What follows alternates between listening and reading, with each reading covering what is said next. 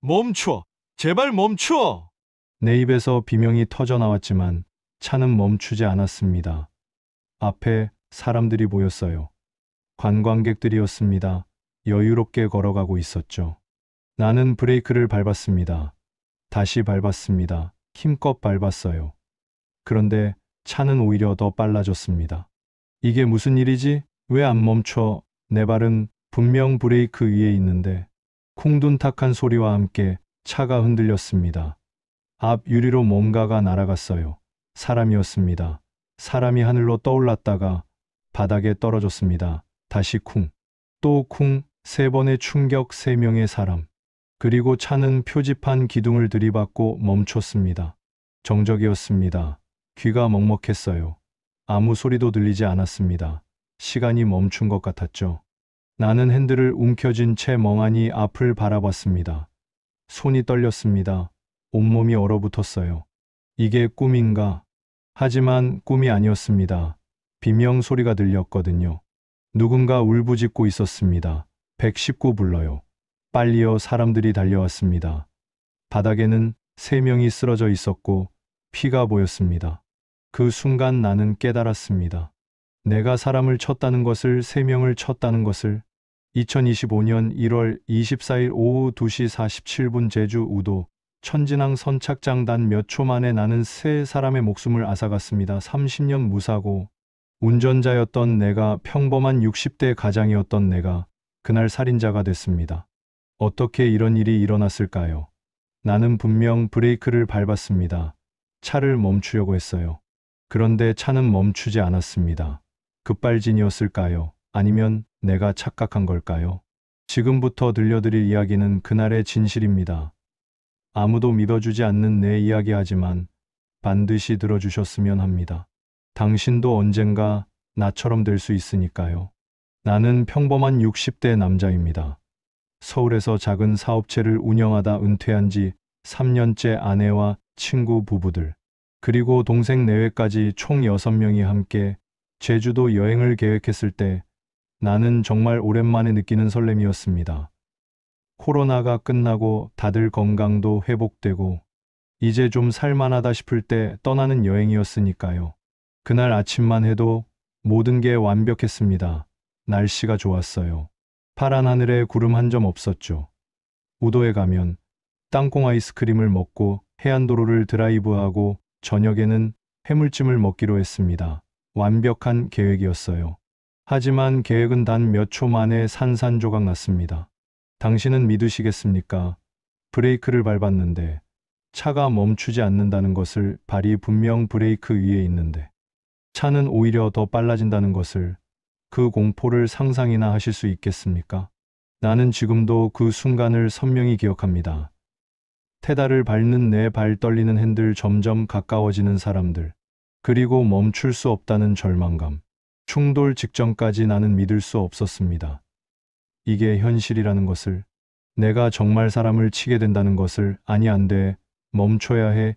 제발. 그렇게 속으로 외쳤지만 차는 멈추지 않았습니다. 그리고 쿵, 첫 번째 충격, 누군가의 몸이 보닛에 부딪혔습니다. 쿵, 두 번째 충격, 또 한 명이 쓰러졌어요. 쿵. 세 번째 충격, 차는 계속 달렸습니다. 마침내 차가 멈췄을 때 나는 차에서 내렸습니다. 비틀거리며 앞으로 걸어갔죠. 그리고 봤습니다. 바닥에 쓰러진 3명을, 피를 흘리며 움직이지 않는 사람들을. 그 중 한 명은 우리 차에 타고 있던 친구 아내였습니다. 김 여사 함께 여행을 떠났던 동료였어요. 왜 저분이 저기 있지? 내 머리는 아무것도 이해할 수 없었습니다. 나중에 알았습니다. 충격으로 차 밖으로 튕겨나갔다고. 다른 2분은 그냥 길을 걷던 관광객이었습니다. 70대 할머니 한 분과 60대 남자분. 우도 구경을 하러 온 평범한 여행객들이었죠. 그분들은 그저 인도를 걷고 있었을 뿐입니다. 그런데 갑자기 차가 돌진해 온 거예요. 3분 모두 그 자리에서 심정지가 왔습니다. 구급차가 왔고 심폐소생술을 했지만 소용없었습니다. 병원으로 옮겼지만 끝내 살릴 수 없었어요. 3분 모두 그날 오후 숨졌습니다. 즐거운 여행이 단 몇 초 만에 죽음으로 바뀐 겁니다. 경찰이 왔습니다. 나를 붙잡았어요. 운전자죠. 사고 경위를 설명해 주세요. 나는 떨리는 목소리로 대답했습니다. 브레이크를 밟았는데 안 멈췄어요. 차가 갑자기 빨라졌어요. 급발진인 것 같아요. 하지만 경찰의 눈빛에서 나는 알 수 있었습니다. 그들은 내 말을 믿지 않는다는 것을. 또 급발진이라고 둘러대는구나 하는 표정이었죠. 정말 급발진이었을까요? 아니면 내가 착각한 걸까요? 브레이크를 밟았다고 생각했는데 사실은 엑셀을 밟은 걸까요? 지금도 확신할 수 없습니다. 그날의 진실이 무엇인지. 하지만 한 가지는 확실합니다. 세 사람이 죽었다는 것, 그리고 내가 운전대를 잡고 있었다는 것, 결과는 변하지 않습니다. 얘가 무엇을 밟았든 어떤 이유였든 세 명의 목숨이 사라진 것은 사실이니까요. 이 이야기는 변명이 아닙니다. 동정을 구하려는 것도 아닙니다. 다만 경고입니다.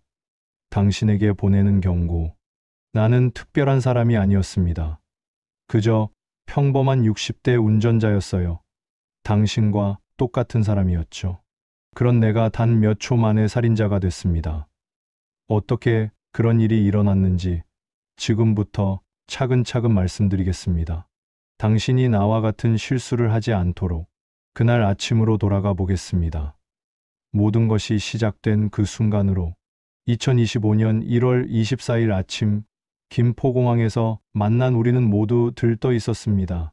아내는 새로 산 등산화를 자랑했고 친구는 우도 땅콩 아이스크림 이야기를 하며 벌써부터 군침을 흘렸죠. 제주공항에 내려서 렌터카를 빌렸습니다.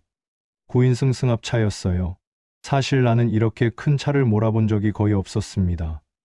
그래도 뭐 차는 차 아니겠습니까? 면허도 있고 경력도 30년이 넘는데 별일 있겠냐 싶었죠. 지금 생각하면 이것이 첫 번째 실수였습니다. 익숙하지 않은 차를 너무 쉽게 생각한 것. 렌터카 직원이 간단히 설명해 줬습니다. 기어는 여기, 브레이크는 평소랑 똑같고 후방 카메라 켜는 법은 이렇게요. 나는 고개를 끄덕이며 들었지만 솔직히 다 귀에 들어오지 않았습니다. 빨리 출발하고 싶었거든요. 다들 기다리고 있었고 성산포 가는 길이 막힌다는 소리에 서둘러야 했으니까. 이것이 두 번째 실수였습니다. 차량 조작법을 제대로 익히지 않은 것. 첫날은 성산일 출봉을 보고 섭지코지를 걸었습니다. 날씨가 좋았어요. 바람이 좀 세긴 했지만 1월 제주치고는 따뜻한 편이었죠. 저녁엔 해물찜을 먹으며 소주 한 잔씩 나눴습니다. 다들 내일 우도 가는 이야기로 들떠 있었어요. 나도 기분이 좋았습니다. 오랜만에 운전하는 것도 나쁘지 않았고 차가 좀 크긴 해도 적응이 되는 것 같았거든요. 하지만 착각이었습니다. 적응됐다고 생각한 것이 세 번째 실수. 다음날 아침 우리는 일찍 숙소를 나섰습니다. 성산포항에서 우도 가는 배를 타야 했거든요. 주차장에서 차를 대기하고 모두 배에 올랐습니다. 15분 정도 걸린다고 했나요? 파도가 좀 있었지만 다들 신기해하며 사진을 찍었습니다. 우도가 점점 가까워지고 천진항 선착장이 보였습니다. 그리고 그 순간이 왔습니다. 내 인생이 완전히 바뀐 그 순간이. 배가 도착하고 차량 탑승객들부터 내리라는 안내방송이 나왔습니다. 나는 차에 올라타고 시동을 걸었습니다. 앞차들이 하나씩 빠져나갔고 내 차례가 왔죠. 경사로를 내려갔습니다. 배에서 육지로 내려가는 그 짧은 순간 차가 조금 덜컹이었어요. 그때 내 발이 어디에 있었는지 지금도 정확히 기억나지 않습니다. 선착장에 내려서 좌회전을 해야 했습니다. 직원이 손짓으로 방향을 알려줬죠. 나는 핸들을 천천히 돌렸습니다. 그런데 그때부터였습니다. 차가 내 의도보다 빠르게 움직이는 느낌이 들었어요. 브레이크를 밟았다고 생각했는데 차는 멈추지 않았습니다. 오히려 더 빨라지는 것 같았어요. 앞에 사람들이 보였습니다. 관광객들이었어요. 천천히 걷고 있었죠. 나는 소리쳤습니다. 비켜요, 위험해요. 하지만 내 목소리는 내 귀에도 들리지 않았습니다. 브레이크를 밟았습니다. 다시 또 힘껏 밟았어요. 그런데 차는 계속 앞으로 갔습니다. 페달이 딱딱했습니다. 아니, 부드러웠나요? 지금도 그 감촉이 정확히 기억나지 않습니다. 그리고 충돌했습니다. 둔탁한 소리와 함께 차가 흔들렸고 앞 유리로 뭔가가 스쳐갔습니다. 사람이었습니다. 사람이 쓰러지는 게 보였어요. 나는 계속 브레이크를 밟았습니다. 핸들을 꺾었습니다. 차는 표지판 기둥을 들이받고 나서야 멈췄습니다. 정적이었습니다. 아무 소리도 들리지 않았어요. 귀가 먹먹했고 심장이 터질 것 같았습니다. 뒤에서 아내가 뭐라고 소리쳤지만 무슨 말인지 알아들을 수 없었습니다. 나는 차에서 내렸습니다. 다리에 힘이 없었어요. 뒤틀거리며 앞으로 걸어갔습니다. 바닥에 사람이 쓰러져 있었습니다. 1명, 2명, 3명 피가 보였습니다. 누군가 울부짖고 있었고 사람들이 달려왔습니다. 119 불러요. 빨리요. 누군가 소리쳤습니다. 나는 그 자리에 멍하니 서 있었습니다. 쓰러진 사람 중 1명은 우리 차에 타고 있던 친구 아내였습니다. 왜 저분이 저기 있지? 내 머리는 아무것도 이해할 수 없었습니다. 나중에 들으니 충격으로 차 밖으로 튕겨나갔다고 했습니다. 다른 2분은 길을 걷던 관광객이었습니다. 70대로 보이는 할머니, 한 분과 60대로 보이는 남자분이었어요. 구급차가 왔습니다. 경찰도 왔습니다. 사람들이 나를 붙잡았고 누군가 소리쳤습니다. 이 사람이 운전자예요. 나는 대답할 수가 없었습니다. 목구멍이 막힌 것 같았거든요. 손이 떨렸고 다리가 풀렸습니다. 심폐소생술을 하는 모습이 보였습니다. 3분 모두 의식이 없었습니다. 구급대원들이 급하게 움직였고 차례로 구급차에 실렸습니다. 나도 경찰차에 탔습니다. 경찰관이 물었습니다. 술은 안 드셨죠? 약은요? 나는 고개를 저었습니다. 아무것도 안 했어요. 그냥 차가 멈추지 않았어요. 내 목소리는 떨리고 있었습니다. 병원에 도착했습니다. 응급실은 아수라장이었습니다. 의사들이 뛰어다녔고 간호사들이 소리쳤습니다. 보호자분들 이리로 오세요. 우리 일행 중 나를 제외한 모두가 대합실에 모여 있었습니다. 울고 있었어요. 동생이 나를 보더니 형 이게 무슨 일이야 소리쳤습니다. 나는 대답할 수 없었습니다. 1시간쯤 지났을까요? 의사가 나왔습니다. 표정이 어두웠어요. 그 순간 나는 알았습니다. 보호자분 계십니까? 3분 모두 심정지 상태로 오셔서 최선을 다했지만 의사의 말이 이어졌지만 나는 더 이상 듣지 못했습니다. 3분이 모두 돌아가셨습니다. 우리 차에 타고 있던 김 여사, 그리고 길을 걷던 2분의 관광객 모두 그 자리에서 심정지가 왔고 병원까지 이송됐지만 살릴 수 없었다고 했습니다. 나는 그 자리에 주저앉았습니다. 다리에 힘이 풀렸거든요. 경찰관이 나를 일으켰습니다. 선생님 일단 조사를 받으셔야 합니다. 나는 고개를 끄덕였습니다. 조사고 뭐고 상관없었습니다. 그저 이 모든 게 꿈이었으면 좋겠다고 생각했죠. 경찰서로 갔습니다. 음주 측정을 했습니다. 당연히 0.00이 나왔습니다. 어제 저녁에 소주 한 잔 마신 게 전부였으니까요. 혈액 검사도 했습니다. 약물 여부를 확인한다고 했어요. 나는 아무 약도 먹지 않았습니다. 혈압약조차 먹지 않았거든요. 조사가 시작됐습니다. 사고 경위를 설명해 주세요. 경찰관이 물었습니다. 나는 떨리는 목소리로 대답했습니다. 배에서 내려서 좌회전을 하는데 차가 갑자기 빨라졌어요. 브레이크를 밟았는데 안 듣더라고요. 계속 밟았는데 멈추지 않았어요. 당시 차량 속도는 어느 정도였습니까? 나는 고개를 저었습니다. 모르겠어요. 그냥 빨랐어요. 평소보다 훨씬 빨랐던 것 같아요. 기어는 어디에 있었습니까? 뒤요? 당연히 전진이었죠. 혹시 아리나에는 아니었을까요? 아니요, 절대 아닙니다. 발은 어디에 있었습니까? 브레이크요. 분명히 브레이크를 밟았어요. 그런데 엑셀을 밟으셨을 가능성은 없습니까? 아니요. 나는 고개를 저었습니다. 절대 아닙니다. 나는 브레이크를 밟았어요. 하지만 경찰관의 눈빛에서 나는 알 수 있었습니다. 그들은 내 말을 반쯤만 믿고 있었어요. 급발진 주장이 대부분 운전자 과실로 밝혀진다는 것을 그들은 알고 있었겠죠.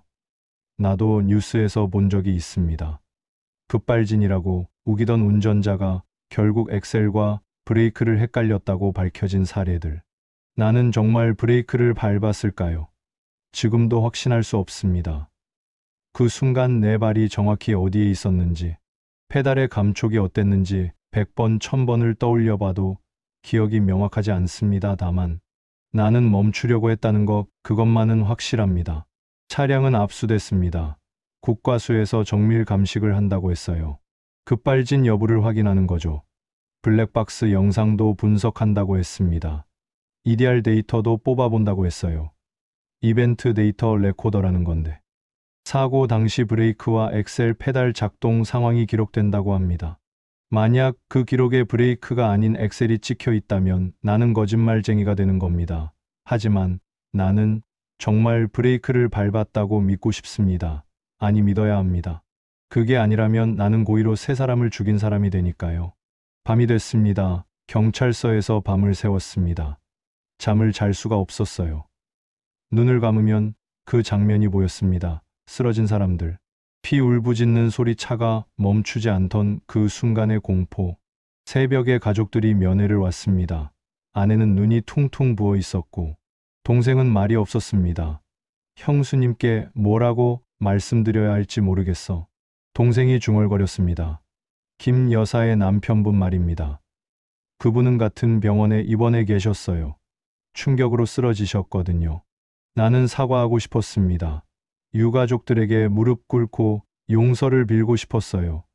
하지만 경찰은 그럴 수 없다고 했습니다. 조사가 끝날 때까지는 접촉하면 안 된다고 했죠. 나는 그저 유치장 바닥에 앉아 하염없이 울었습니다. 다음 날 뉴스에 났습니다. 제주 우도서 승합차 인파 돌진 3명. 사망 60대 운전자 급발진 주장기사 제목이었습니다. 댓글을 봤습니다. 또 급발진이라고 둘러댄다. 브레이크 밟았으면 어떻게 사람을 3명이나 치나. 노인네들 면허 회수해야 한다. 악플들이 쏟아졌습니다. 나는 노인이었습니다. 60대 초반이면 아직 젊다고 생각했는데 세상 사람들에게 나는 그냥 노인 운전자였던 겁니다. 판단력이 흐려지고 반응 속도가 느려진 위험한 노인. 정말 그랬을까요? 나는 정말 늙어서 페달을 헷갈린 걸까요? 아침에 거울을 보면 주름진 얼굴이 보입니다. 흰머리가 많아졌고 눈가에 잔주름이 깊어졌죠. 손등에 핏줄이 튀어나왔고 손가락 마디가 굵어졌습니다. 이게 노화구나 생각했지만 운전에는 문제 없다고 믿었습니다. 하지만 정말 그랬을까요? 반응 속도가 느려진 건 아닐까요? 시력이 나빠져서 페달 위치를 잘못 본 건 아닐까요? 긴장해서 다리에 힘이 들어가 엑셀을 끝까지 밟아버린 건 아닐까요? 100가지 가능성이 머릿속을 맴돕니다. 일주일이 지났습니다. 장례가 치러졌습니다. 나는 갈 수 없었습니다. 유가족들이 거부했거든요. 당연한 일이었죠. 변호사가 찾아왔습니다. 합의를 시도해보겠다고 했습니다. 보험 처리가 될 거라고 했어요. 하지만 유가족들은 만나주지도 않았습니다. 국과수 결과가 나왔습니다. 차량에는 기계적 결함이 발견되지 않았습니다.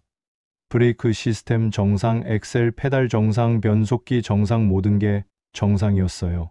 그렇다면 문제는 차가 아니라 나였던 겁니다. EDR 데이터도 나왔습니다. 사고 순간 브레이크 페달 신호는 감지되지 않았고 엑셀 페달이 80% 이상 밟힌 것으로 기록됐습니다. 나는 그 말을 듣고 주저앉았습니다. 그럼 나는 거짓말을 했던 걸까요? 아니면 정말 착각을 했던 걸까요? 블랙박스 영상을 봤습니다. 경찰이 보여줬어요. 영상 속에 나는 배에서 내려 좌회전을 한 뒤 갑자기 속도를 냈습니다. 사람들이 보이는데도 멈추지 않았어요. 충돌 직전까지 속도가 줄어들지 않았습니다. 브레이크 등도 들어오지 않았습니다. 이게 나였나요? 정말 내가 그랬나요? 영상 속 나는 분명 브레이크를 밟지 않았습니다. 엑셀을 밟고 있었던 거죠. 하지만 나는 분명 멈추려고 했습니다. 페달을 밟았어요. 그런데 그게 브레이크가 아니라 엑셀이었던 겁니다. 페달 착오였습니다. 전문가들이 설명해 줬어요. 긴장 상황에서 운전자가 브레이크를 밟는다고 생각하면서 실제로는 엑셀을 밟는 경우가 있다고 했습니다. 특히 익숙하지 않은 차량을 운전할 때 렌터카나 대형 차량에서 자주 발생한다고 했죠. 나는 평소 세단을 몰았습니다. 승합차는 처음이었어요. 페달 위치가 조금 달랐을 겁니다. 운전석 높이도 달랐고 핸들의 감도 달랐죠. 거기에 배에서 내리는 긴장감까지 더해졌습니다. 그 모든 게 합쳐져서 나는 착각을 했던 겁니다. 하지만 이해가 되지 않았습니다. 30년 넘게 운전을 했는데 어떻게 브레이크와 엑셀을 헷갈릴 수가 있죠? 그것도 사람이 보이는 상황에서 말입니다. 나는 미쳤던 걸까요? 아니면 정말 늙어서 판단력이 흐려진 걸까요? 기소됐습니다. 교통사고 처리 특례법 위반 업무상과 실치사 혐의였습니다. 변호사는 최선을 다하겠다고 했지만 결과는 뻔했습니다. 차량 결함이 없고 음주나 약물도 없었으니 운전자 과실이 명백했거든요. 재판이 시작됐습니다. 법정에 섰을 때 유가족들이 보였습니다.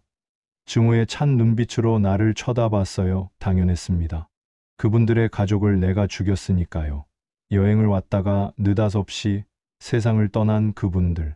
남겨진 가족들의 슬픔을 생각하면 나는 숨 쉬는 것조차 죄스러웠습니다. 재판장이 물었습니다. 피고인은 사고 경위에 대해 어떻게 생각하십니까? 나는 떨리는 목소리로 대답했습니다. 제가 착각을 했습니다. 브레이크를 밟는다고 생각했는데 엑셀을 밟았던 것 같습니다. 죄송합니다. 정말 죄송합니다. 유가족 측 변호사가 따졌습니다. 처음에는 급발진이라고 하지 않았습니까?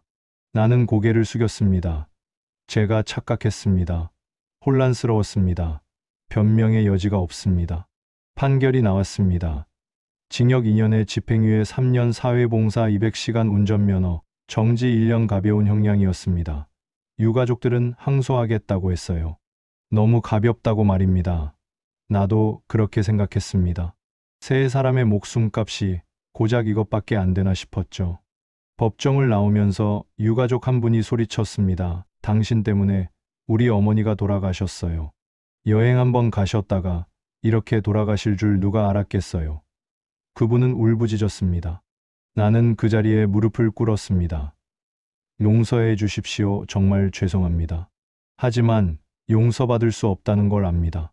세 분의 목숨을 앗아간 죄는 평생 짊어지고 가야 할 십자가입니다. 얘가 조금만 더 조심했더라면, 차량 조작법을 제대로 익혔더라면, 긴장하지 않고 천천히 운전했더라면 이런 일은 일어나지 않았을 겁니다. 지금 나는 집에 틀어박혀 지냅니다. 밖에 나가기가 무섭습니다. 사람들의 시선이 두렵거든요. 뉴스를 보면 비슷한 사고가 계속 일어납니다. 대부분 고령 운전자입니다. 브레이크와 엑셀을 헷갈렸다는 내용이죠. 그때마다 나는 생각합니다. 저 사람도 나처럼 후회하고 있을까? 운전을 그만뒀습니다. 면허 정지가 풀려도 다시는 운전대를 잡지 않을 겁니다. 내 손으로 또다시 누군가를 다치게 할 수는 없으니까요. 차만 보면 그날이 떠오릅니다. 멈추지 않던 차 쓰러진 사람들, 그 모든 게 악몽처럼 나를 괴롭힙니다. 아내와 친구들도 나를 피합니다. 김 여사의 남편분은 나를 보면 고개를 돌립니다. 당연합니다. 내가 그분의 아내를 죽였으니까요.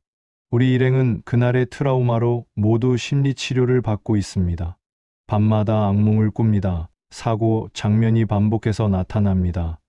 다시 배에서 내리고 다시 차가 멈추지 않고 다시 사람들을 치는 꿈. 나는 비명을 지르며 깨어납니다. 온몸이 땀으로 젖어 있고 심장이 터질 것 같습니다. 정신과 치료를 받고 있습니다. 외상 후 스트레스 장애라고 합니다. 약을 먹고 상담을 받지만 나아지지 않습니다. 어떻게 나아질 수 있겠습니까? 내가 저지른 일은 약으로 치료될 수 있는 게 아니니까요. 가끔 생각합니다. 그날 아침 우도에 가지 않았더라면 어땠을까? 제주 여행을 취소했더라면, 내가 운전을 하지 않았더라면, 하지만 후회해봤자 소용없습니다. 이미 일어난 일이니까요. 세 분이 돌아가신 지 이제 곧 1년이 됩니다. 나는 매일 그분들을 위해 기도합니다. 명복을 빕니다. 용서를 구합니다. 하지만 용서받을 자격이 없다는 것도 압니다. 이 이야기를 듣는 분들께 말씀드리고 싶습니다. 나는 평범한 사람이었습니다. 30년 넘게 무사고였고 건강했으며 술도 약도 하지 않았습니다.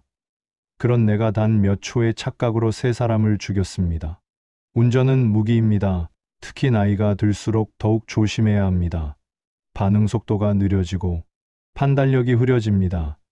자신은 괜찮다고 생각하지만 몸은 정직합니다. 익숙하지 않은 차는 더욱 위험합니다.